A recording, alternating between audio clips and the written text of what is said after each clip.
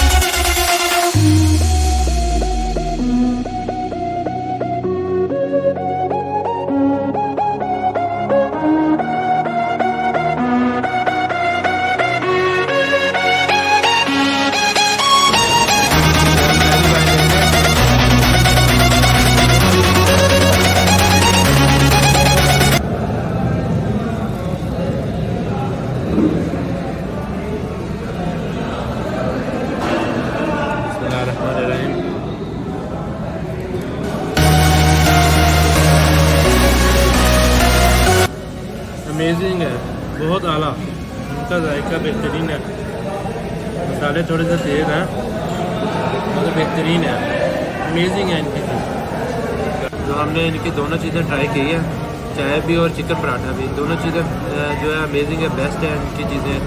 जो पराठा है उसमें थोड़ा सा मसाले थोड़े से तेज़ है, मसाले वो थोड़े से कम करने चाहिए इनको।